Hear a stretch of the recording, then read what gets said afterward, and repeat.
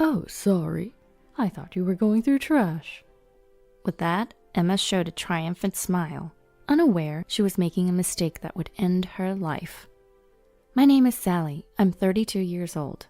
I work as a seamstress at a TV and film studio, fixing costumes. The costumes at the studio are diverse, ranging from extravagant period pieces to everyday clothes used in contemporary shows.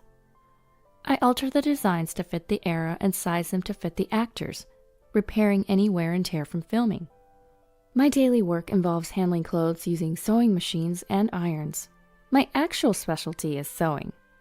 Though my main job is to fix clothes, I'm also skilled at creating garments from scratch. Since I was young, I learned needlework by watching my mother. That's why I consider this job my true calling. The hours are a bit irregular and sometimes the demands are unreasonable, but I love my work. I hope to work here forever. I met my husband Joe at this studio. Joe was in charge of taking care of the actors. We're 3 years apart in age, and since we saw each other every day, we naturally grew closer over time. 2 years after we met, amidst our busy schedules, we eventually got married. We began our new life together. But just as the new life started, my mother suddenly fell ill and passed away, forcing Joe and I to postpone our wedding. Originally, we had planned a simple ceremony at a local church with just family, but the delay prompted us to save up for a proper wedding and honeymoon. Given our irregular work schedules, we thought it wasteful to rent a house just to sleep in. So to save for the wedding and honeymoon, Joe and I started living with his mother, Emma, at his family home.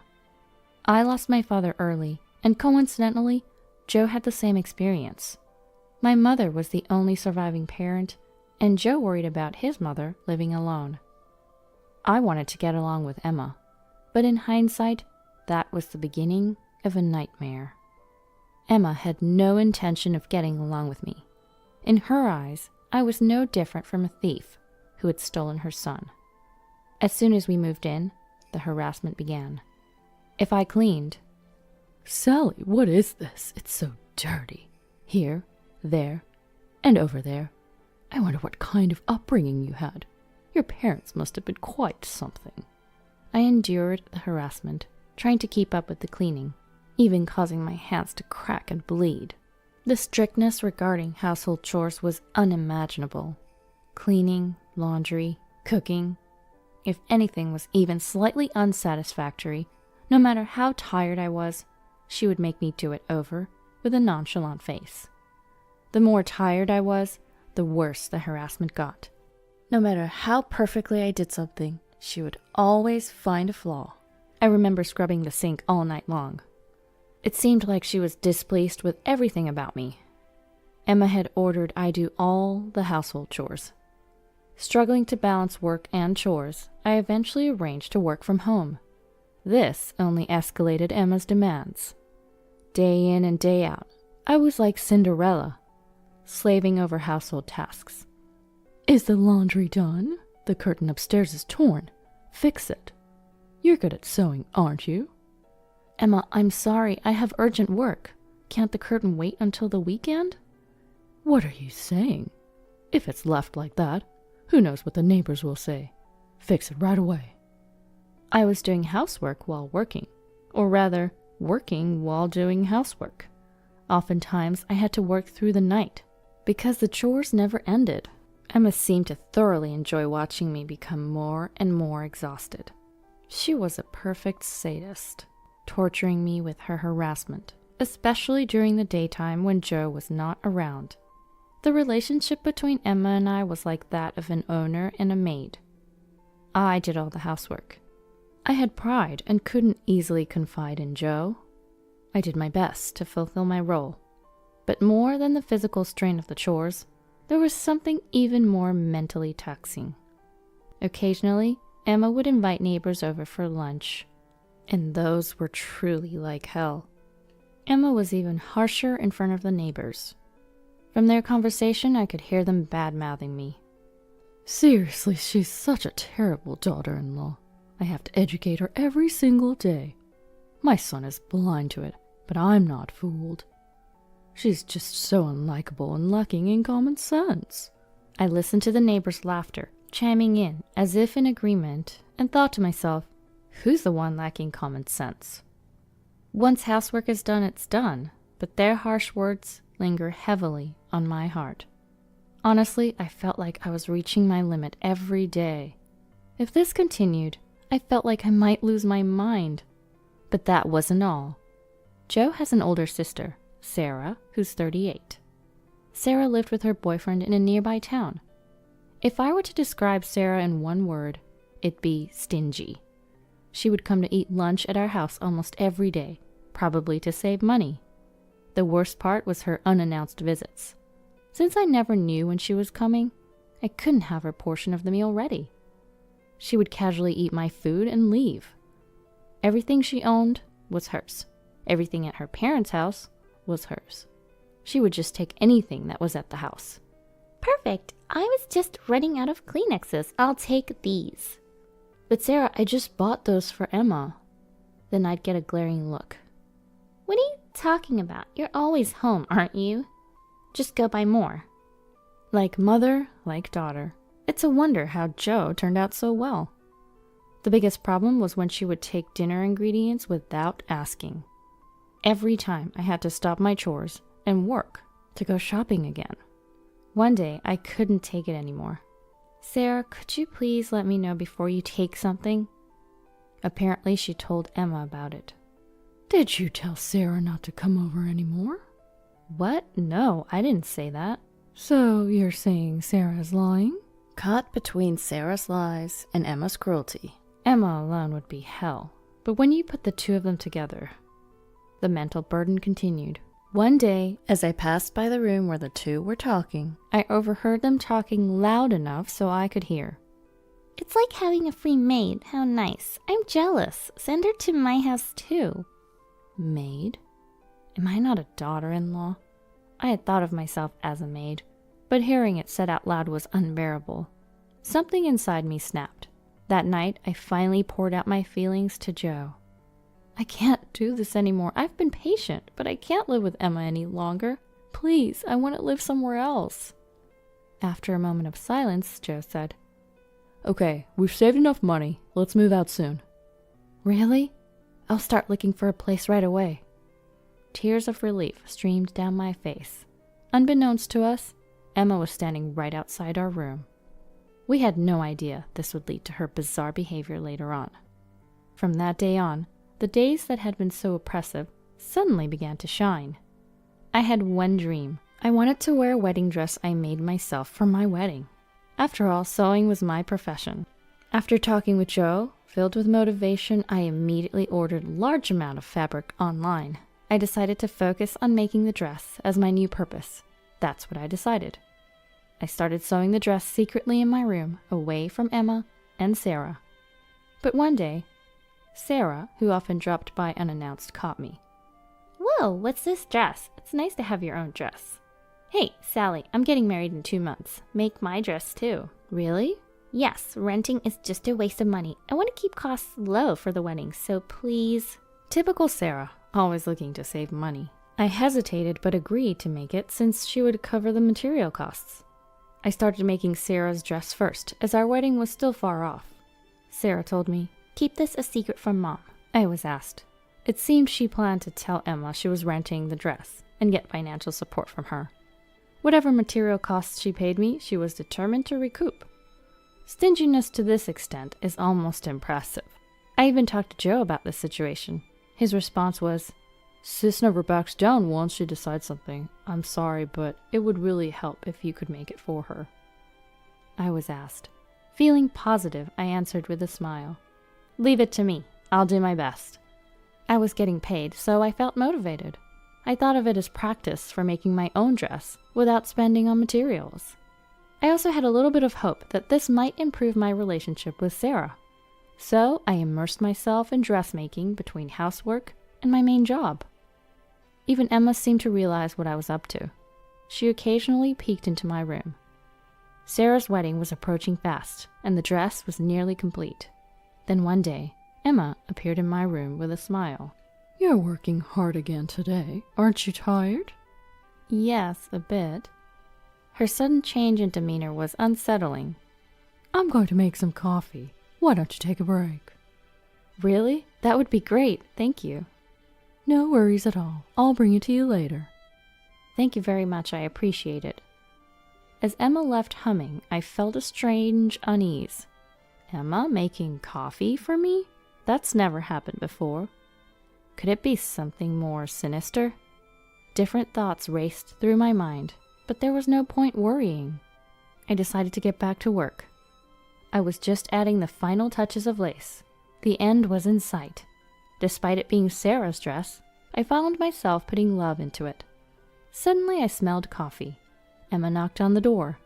Sally, may I come in? Oh, what is it? The next moment I was shocked. Emma entered with a tray piled high with cups and saucers, all filled with coffee. Emma, wait! It wasn't just for two. It looked like she was preparing for a party. The tray was so heavy her arms trembled, as I instinctively moved to stop her from entering further. Oops. Emma pretended to trip. The sound of cups breaking and coffee splashing everywhere filled the room. For a moment, I couldn't comprehend what happened. Everything felt like slow motion. Looking down, my yellow-colored dress was stained like a giraffe pattern. Ah! I screamed involuntarily. I didn't miss the brief smile on Emma's face. Oh no, I'm so sorry. It wasn't on purpose. Did you get burned? Wait, is that a dress? I thought you were going through trash. I was speechless. The shock of her actions left me frozen. Then Emma feigned concern. Oh dear, you can't have your wedding like this, can you? My suspicions turned into certainty. Emma was trying to sabotage our wedding. Her plan was to ruin our plans to move out after the wedding. But I couldn't afford to be angry now. I rushed to the bathroom with the stained dress. I frantically rinsed the coffee off. I knew the stain would set if I didn't act quickly. Emma watched with a malicious grin. Need any help? No, I'm fine, I replied coldly. I was in anger and panic. Then someone appeared behind Emma. What's this? Are you bullying Sally again? It was Sarah. No, I just accidentally spilled coffee on her dress, Emma said with apparent enjoyment. This was bad, but the situation took an unexpected turn. What? Are you serious? That's my dress. Wait, what? Emma was speechless. Yours, Sarah? What do you mean? I can't believe this. I had her make my dress. What am I going to do? My wedding is in 2 weeks. Emma was panicking like I'd never seen before. There's no way. While listening to their ridiculous exchange, I continued to wash the dress I had been working on for months for my sister-in-law. As I washed the dress, I thought to myself, I hadn't told anyone I was making the dress for Sarah, so Emma must have thought the dress was for me. She wouldn't have deliberately spilled coffee otherwise. If she had known it was for Sarah, there'd be no reason to ruin it. Joe and I planned to leave this dreaded family home after the wedding. To Emma, I was always the thief cat who stole her beloved son. She couldn't bear the thought of the woman she saw as a mere maid taking her son away. She thought by sabotaging our wedding, her son would stay home. Such petty thoughts led to her bizarre actions. Sarah was furious, blaming Emma and attacking her. How could you do this? Everything is ruined. I can't believe my own mother would destroy my wedding. I'm sorry, Sarah. Please forgive me. I didn't know it was your dress. You don't think I did it on purpose, do you? Emma finally spoke her true feelings. While listening, I pretended not to hear and continued washing the dress. Then, so, you thought it was Sally's dress and deliberately stained it? A man's voice echoed. Everyone turned around at once. Oh, Joe, when did you get here? So that's what happened, Mom? Joe stood there with an indescribable expression. I was so focused on washing the dress and listening to their argument that I hadn't noticed Joe's arrival at the perfect moment. He had been silently observing the ugly quarrel between his mother and sister. Joe slowly began to speak, looking utterly disappointed. You saw Sally working hard on that dress every night, and yet you deliberately stained it. That's truly despicable. It's not like that. This is... Don't make excuses, Joe shouted. Emma and Sarah were taken aback. Emma, in particular, had probably never imagined being yelled by her son she cherished so much. Joe continued calmly, yet sadly. I'm disappointed, Mom. Sally had been enduring your attitude all this time, and we both hoped that one day you might change. Sally was patient for my sake, because you're my mom. Hearing this, I felt tears welling up. I had somewhat seen Joe as indecisive and too submissive to his mother, but that was a complete misconception. Before me stood a man determined to protect the woman he loved.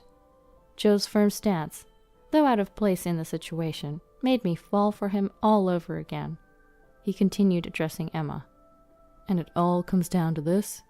I can't just overlook it. Mom, sorry, but Sally and I are leaving this place as soon as possible.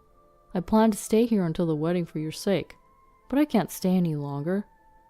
This time it was just a dress, but who knows if Sally could be in danger next time.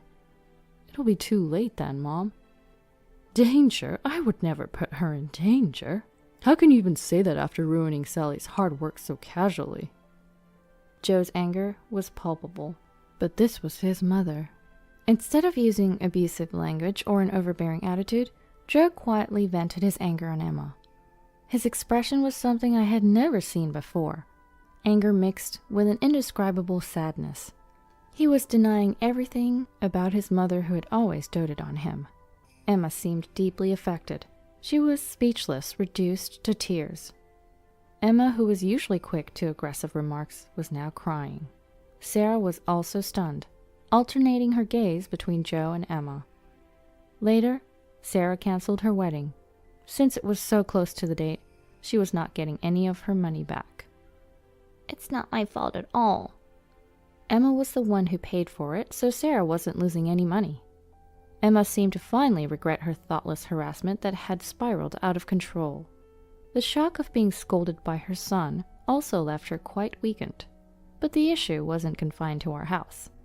Sarah's sudden cancellation angered her boyfriend and his family. Eventually, Sarah ended up breaking up with him. Emma was continually blamed by Sarah for this outcome. After we left the family home, Emma occasionally contacted us. She was asking for money. One reason she didn't want us to leave was the financial aspect. While living together, we contributed to the household expenses. But Emma had no income apart from her pension. It seemed she had been relying on our money. However, every time Emma called asking for money, Joe refused. Mom, why don't you work? There are plenty of jobs out there. We need to be independent, you and us. Please, leave us alone. Emma pleaded not to be abandoned, but Joe remained firm. His resolve seemed to stem from a sense of duty. Later, Emma started working as a janitor. Her strictness with cleaning seemed to fit the job, which was ironically a bit amusing. Sarah, after breaking up with her boyfriend and moving out of their apartment, returned to live with Emma. She completely stopped working, relying on Emma's part-time income and pension. I saw her once, and she was unrecognizably overweight. Joe and I moved into an apartment and are enjoying our new, happy life. There's no one here to make snide remarks or be sarcastic. Our life now is so blissful compared to our time in that dysfunctional family home. We've finally set a date for our wedding. We decided on a small ceremony with just friends and colleagues, and chose not to invite Emma and Sarah. We didn't want any disturbances, especially considering both are in a dark place right now. But that's just how it has to be. They brought it upon themselves. I've started making a new dress for the big day. It's going to be much more beautiful than the one that ended up with a giraffe pattern.